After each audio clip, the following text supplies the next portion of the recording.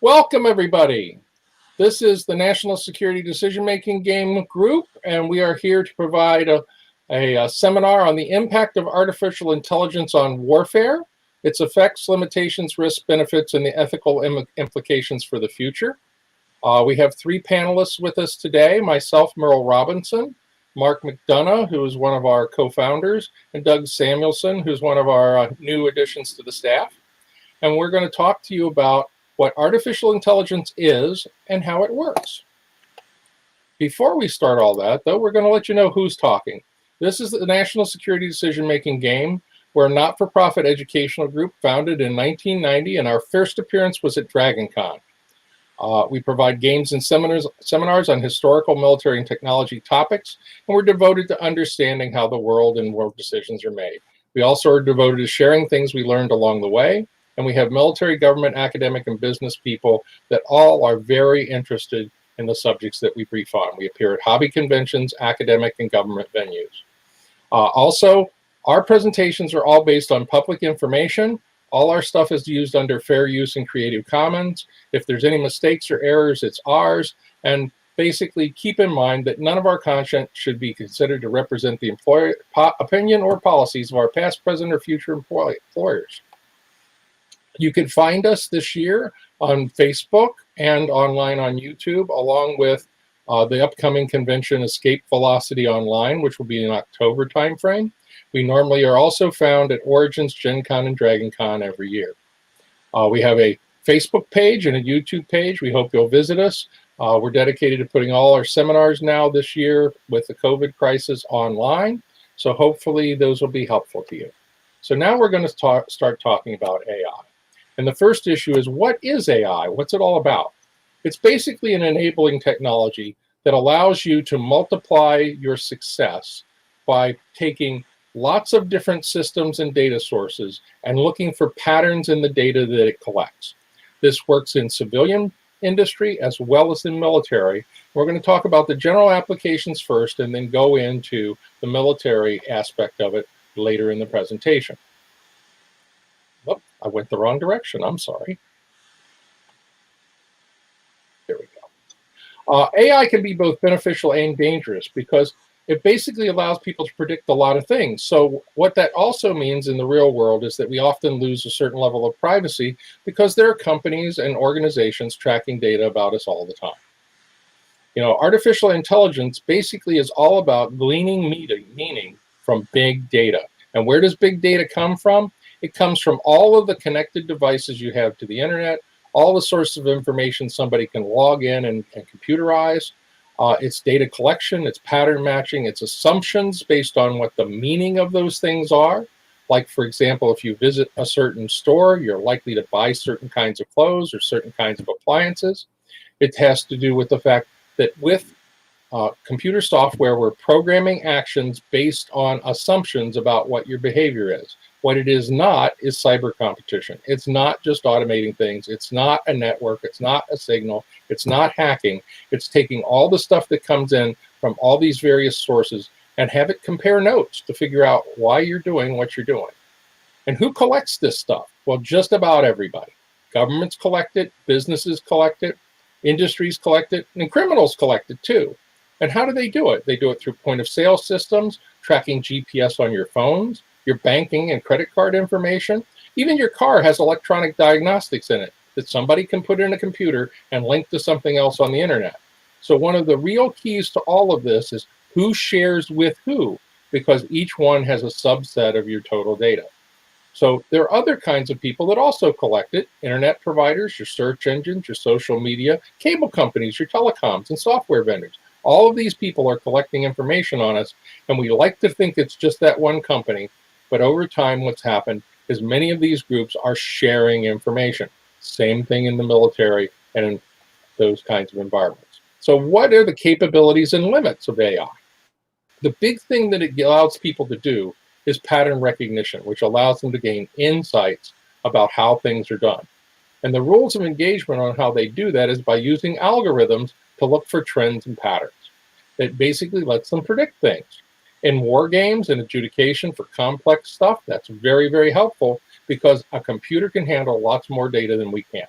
It's not real good when you've got stuff that's not standard, like if it's trying to track spoken language or trying to deal with idiom or irony. It can't infer context because unless it's programmed in and it's taught as a computer program to do that, it can't do those functions. So what qualities basically constitute AI? In the modern world, we normally look at it from several standpoints. One is intentionality. Algorithms are designed to make decisions based on assumptions about you. It has intelligence, and that in this sense, it means in conjunction with all that data analytic, it allows it to make decisions based on what the trends are. So for example, if you tend to devote money to charities, other charities will look for money from you as well because you're more prone to donate to them. The third piece is adaptability. As it learns and adapts, as it compiles information and gets more and more information, then it's better at predicting things. If I've got 10 people that I've got information on, it's not as good as if I've got 100, because those big trends on how people spend money, how they behave, doesn't get captured until it's done in larger groups. So how does this correlation work? This is the essence of what big data and AI is all about. It's correlation. And here's an example about the Titanic. And it basically compares the class of ticket that you had, your sex and your age, with how likely you are to survive. And if you look at the upper left of this chart, it's the people most likely to survive. And at the bottom of the chart, people that are least likely to survive. And what they determined with this kind of correlation is there's a high negative correlation between survival and sex. Oh, gee, if you're small and weak and you're female in that era, that's the way they thought about it, you're not going to make it. Not as likely as the young males. Your ticket class is highly correlated to fare, but does that have any effect on what we're talking about with the disaster? No. So you can collect information that's not relevant. So one of the big issues that we deal with later is what assumptions do you use on how things relate to one another? So the other thing is when you look at professional standards organizations and companies that do this, they talk about artificial intelligence this way. It's not going to replace it. It's going to augment what we can do. They learn different ways than we do because they look at large data sets and can do analysis to compare and contrast things that look alike or that types of behavior that one group or another does. So it brings those analytics to industry and lets them figure out how to market to you. It brings that kind of performance to performance for how many widgets you produce in an industrial environment or an office environment. It also helps you augment your ability to make better decisions because you have things are amalgamated, compiled, and done in visual and comparative ways that help you make better decisions. So what kind of applications are out there? Well, one thing, and the big thing, is decision support. I see a trend. I see two trends that match up. I can make some conclusions about that and use that for analysis to try to figure out what's going on. And then I can role play different alternatives. All of those things let me figure out if I'm going to decide to do that or not do that, if I'm going to go or no go. So for example, if I'm planning a trip to Florida and I want to look at prices and I want to look at weather patterns, I could say most hurricanes happen in a certain month. So I probably don't want to go that month. That's the kind of data that can be collected on a large scale. It also, in a military sense, allows you to help select targets. So if something moves from one military base to the other and you see that kind of image and it's a certain size truck, many of trucks of that size are the kind of thing you might want to target. So as we talk about AI, AI is broader than just the military aspect, but we're going to focus on the military in a bit. And these are the main areas that it's being used in. It looks at things like, are you overweight and do you have diabetes and does that make you more vulnerable to COVID, for example? That's the kind of thing big data does. Now, this has an impact on all kinds of businesses in all kinds of areas. It deals with computational science and energy, security, biology, all these different areas. Wherever you can get enough information to start determining trends, that's what AI allows you to do. Now, here are a couple examples of how that works in the real world. The one on the right side of your chart, the right side of your chart is social network analysis, which we've heard about with the Iraq wars, where they looked at people that were involved in terror. This particular chart is the terrorists of 9/11 and how they were connected based on their phone communications and social network. So they were able to figure out who might be associated with who might know who, and who might be another potential suspect. One of the other things that you see on the other side of your screen is a couple of notes about a company called Palantir, and they are the most obvious and large group that's doing significant artificial intelligence analysis in the world today. They started out doing analysis in Afghanistan on terror networks, and now they have not only counter-terror, they have financial fraud, they have hedge fund and banking stuff, and they help police and immigration. They are a secondary surveillance number and or surveillance network, and yes, they were named after the Palantir from Tolkien's Lord of the Rings. They basically, excuse me, catalog and map interpersonal relationships of everyone that they have data on, where they go, who they're near, who they contract electronically, and it generates histograms and heat maps of the frequency they make connections and what kinds of patterns they make. Mark, take that away. Yes, artificial intelligence is part of the third offset. The first offset in military affairs being the development of nuclear weapons, and the second being smart weapons.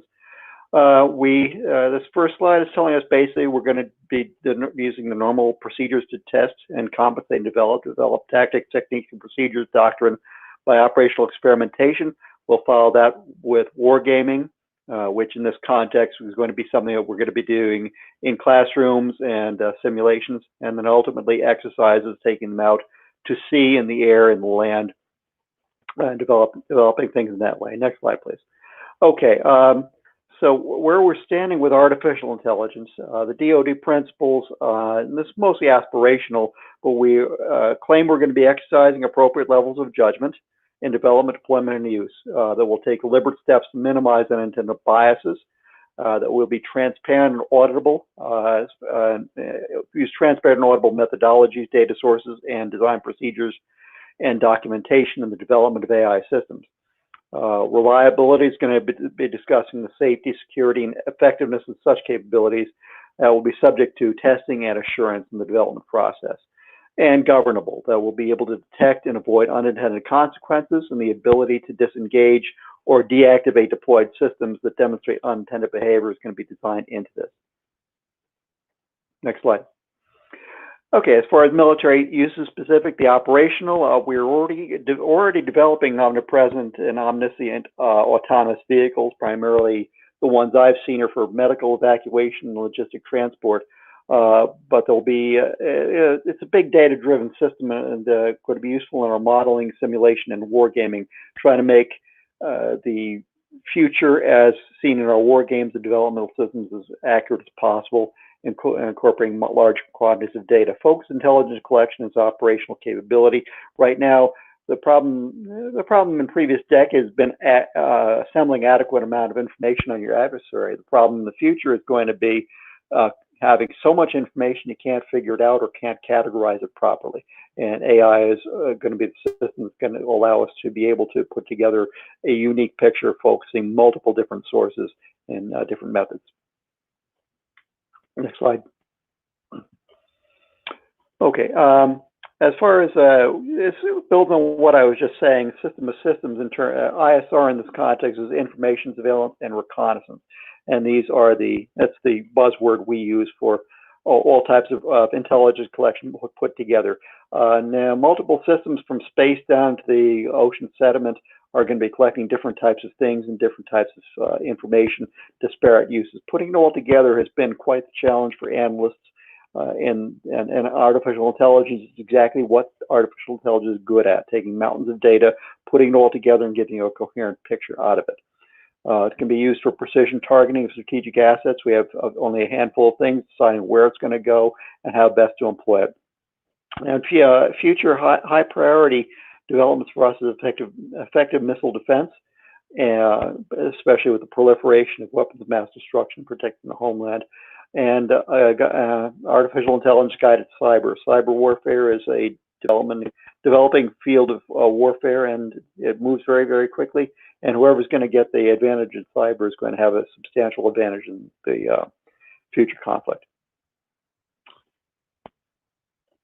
Okay, There's a lot of mythology and a lot of facts to go with it. Mythology is super intelligence by 20, meaning AI intelligence greater than ours by 2100 is inevitable. Truth is, it may never happen. May take decades, may take centuries. We don't really know because nobody can really define what intelligence is or consciousness. The myth is only Luddites worry about AI. There are an awful lot of top AI researchers are concerned about the potential way where AI is going to take our society. Mythological worry that AI is going to turn evil or become conscious. The truth is, AI turning competent with goals and not misaligned with ours is where the real concern is. That AI is going to do what AI does, but if the goals of some adversary become different, then that could be a problem. And that robots are the main concern. The misaligned intelligence is actually the main concern. Needs to be doesn't need a robot body for it to be a problem. The myth is that AI can't control humans.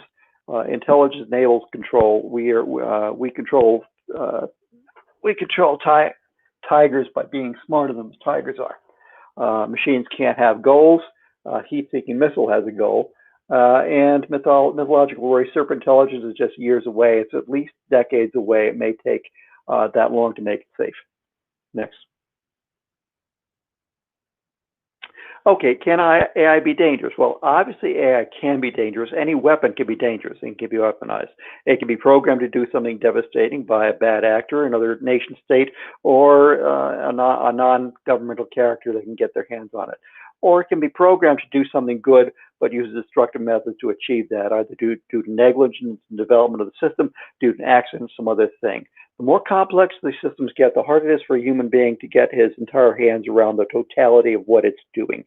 And just taking one piece and putting it together with another piece when you don't understand the peripheral effects of those two things. And suddenly we may have some spin-off or some ghost developing the machine that's going to have it go do something other than what you intended it to do. I'm reminded back of Matthew Broderick and War Games back in the 80s when they had a computer that was about to destroy the world, and they asked it, is this a simulation or is this real? And it asked, what's the difference? Because it didn't understand that. And that's potentially where we're going with where AI might be a problem. Next slide. So it's really not the data, it's how we use the data. Like any weapon, if it's in the hand of a bad actor, it's a problem. If it's in the hand of a good actor, it's a friendly weapon then. The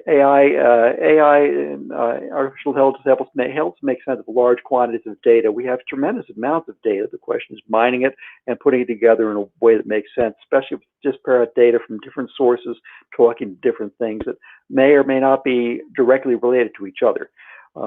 So making sense out of involves structuring, putting it all together in a manner that's coherent, that you can understand where it all falls together into some place that maybe the AI could see that human being can't in any reasonable period of time.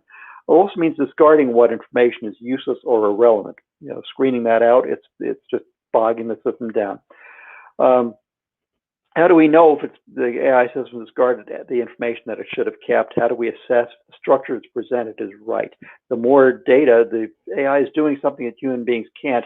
That also means that we're going to have a substantial difficulty in trying to determine when it's gone right and when it's gone wrong. And I just had my green screen fall out from behind me.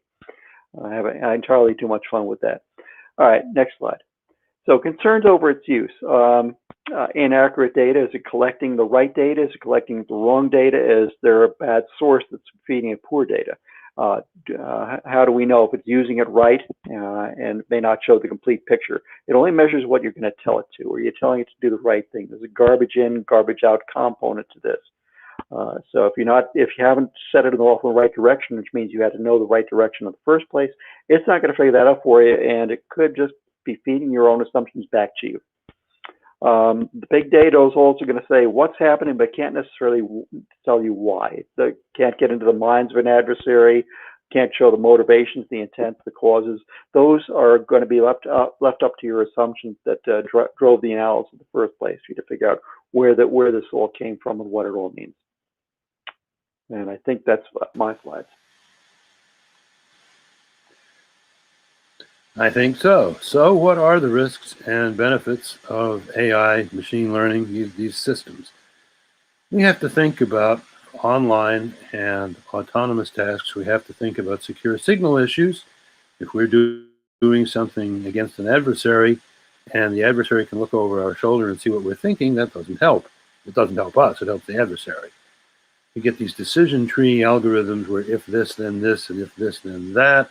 You go several steps down the decision tree, and you may or may not be getting to where you ought to go. You may be moving away down generating alternative courses of action into some patterns of behavior that may or may not fit. You learn the patterns of behavior, especially adversaries' behavior, and this is good. And you generate suggested alternative courses of action, and this is good. You can evaluate likely outcomes of complex situations. But then there's this risk that an AI or machine learning system almost never infers anything you didn't, in one way or another, teach it first, or give it material to teach itself from first. So, next slide, there is the possibility that you will sort of program in some of your preconceptions without realizing it. Another thing you can do that will really potentially harm your ability to use AI effectively is how data gets stored. This is not just an AI problem, it's a big data problem. Some of the people who do big data think it's a really neat idea to break it into little shards and stick the little shards into whatever open memory space they have so they just fit. So you get very efficient storage of data. You throw away the metadata of where it came from and what it was and what the context was. You just assume that the computer will eventually find everything. We'll put it in there and the computer will eventually dig it out. But this is all about efficient storage, not efficient retrieval, and there's a word of difference. Think about what happens if you have professional movers move your library. They're looking for what fits in this space in the box. And what you end up with when they dump all the boxes in your new home or your new abode, your new office, whatever, what you end up with is a whole bunch of things that are matched on size rather than on content. All the information you had that one book was next to another book on the shelf because they're related in subject matter is gone. And you have to reconstruct that. Next slide. So you want to pay attention to how data gets stored from the storage point, not from when you decide to retrieve them. When you're trying to retrieve them, you may already have put yourself at a disadvantage. Then we get into some of the ethical and legal issues. There are inherent biases, often hidden in any kind of machine learning system, a big data system. And then you want to say, do you ever want to trust a kill decision to any entity that's incapable of remorse? It just follows instructions. It just does what it thinks it was told. It is not really capable of saying, ooh, gee, I don't know how I got here, but I don't think I want to do that, or I wish I hadn't done that. So how can you ever tell whether to trust it? Are you sure you could actually just turn it off? If you don't like what it's doing, can you turn it off? If it's a fairly sophisticated, advanced system, it may be programmed to defend itself in various ways. So are you really sure you can always just turn it off? You might want to know that before you turn it on with serious capabilities.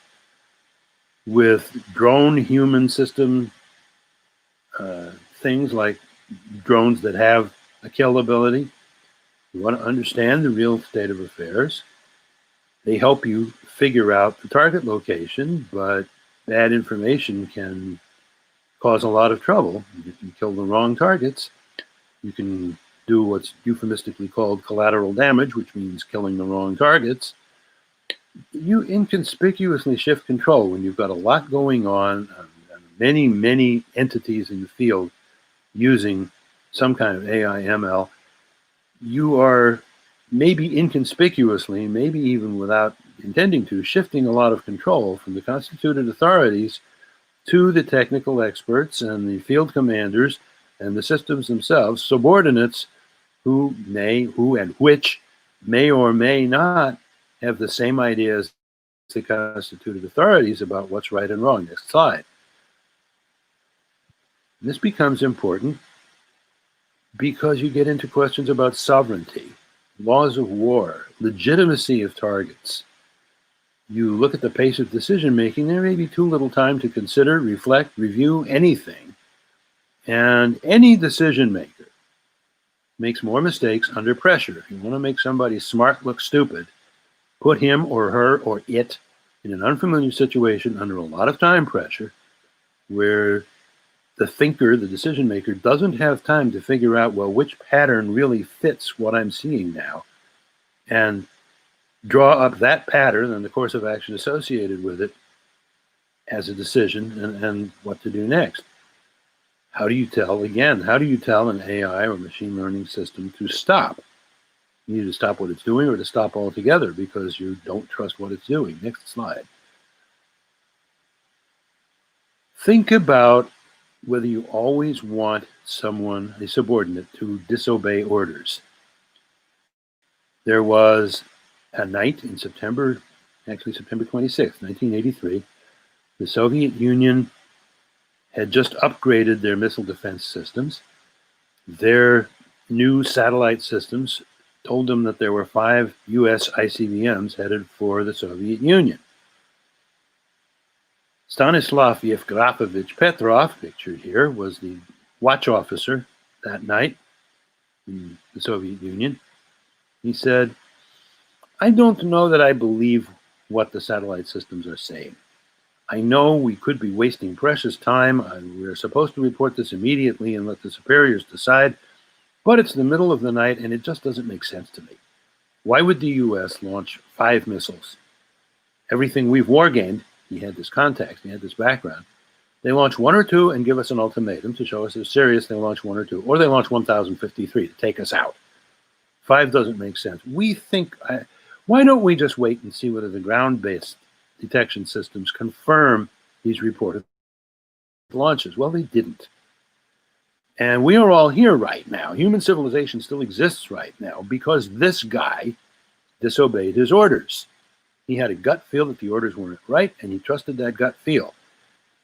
He was not rewarded for that, by the way. Not quite, please. Back up one. So he had this gut feel. Now, how do we teach that kind of good gut feel to a machine? I don't know how. I don't think anyone else does either, or at least not that I've heard about. There may be some very advanced top secret project I don't know about, but I think it's a real challenge. We expect everybody. The Uniform Code of Military Justice requires our military not to carry out an illegitimate order. But we don't have a whole lot of guidance built into our system about how you detect whether an order is legitimate or illegitimate. How do we teach that to a non-human that's more rule-based than we are? Now, next slide.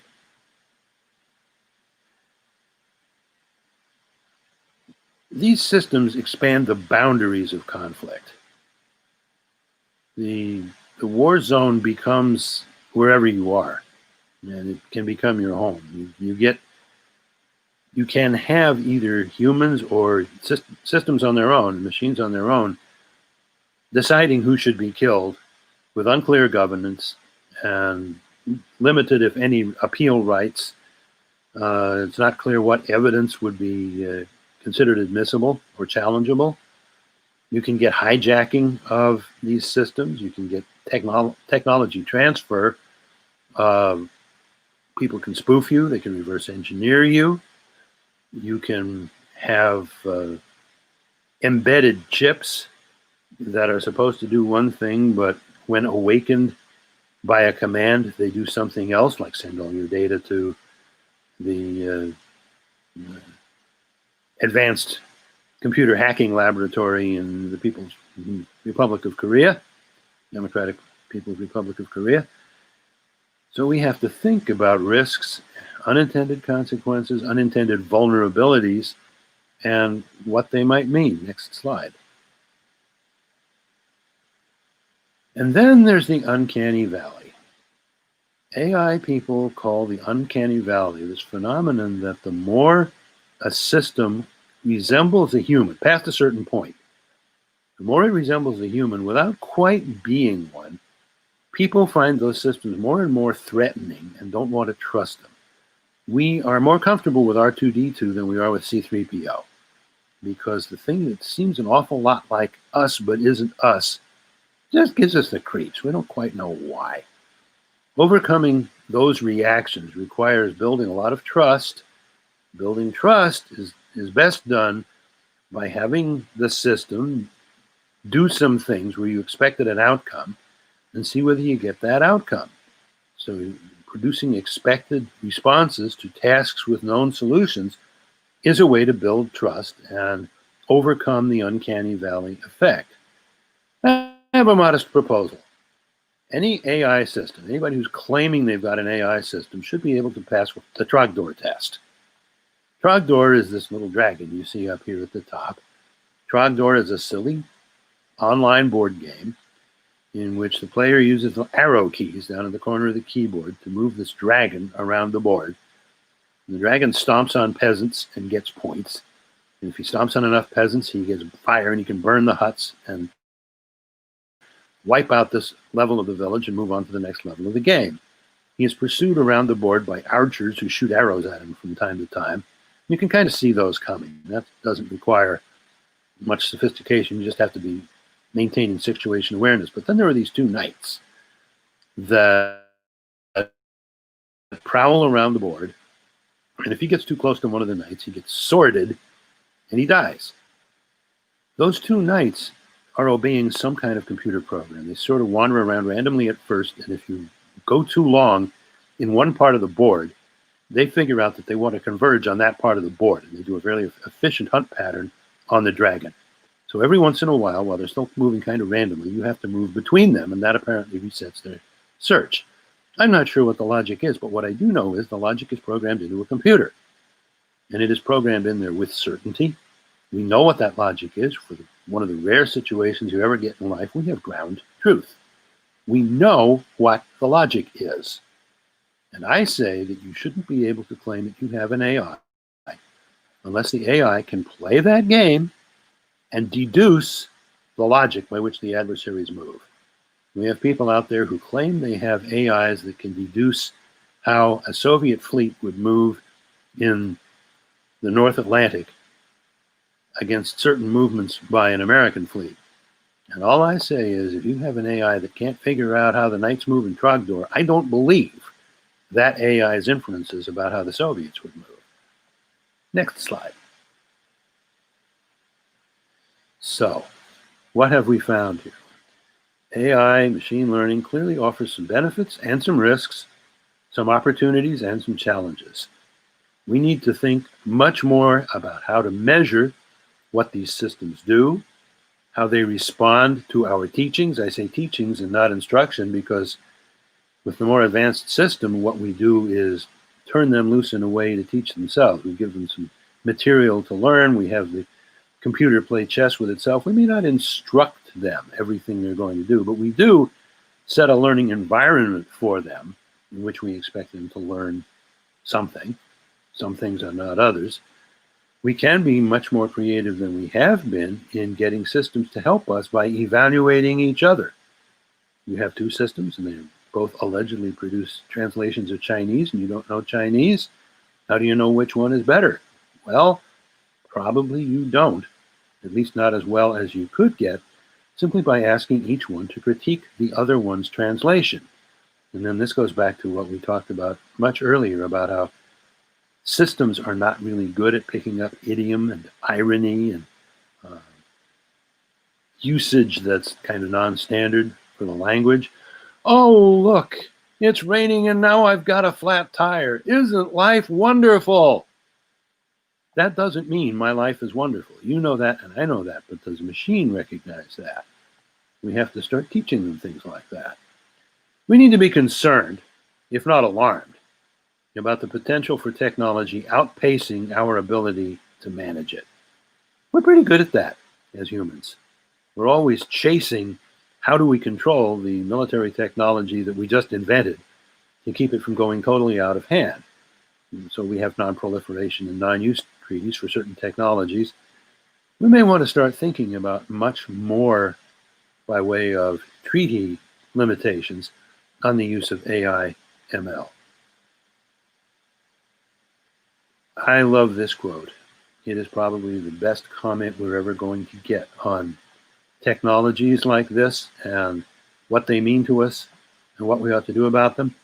The greatest threat to our security is inertia in the thinking of those responsible for our security. And there we are. I want to thank you all very much for listening to our lecture. Here are some references to learn more about AI, and we hope you will all stay safe and enjoy DragonCon. And next year, we hope we can do it in person again, but whether we can or not, have a good time, learn a lot, teach a lot, enjoy. Thank you.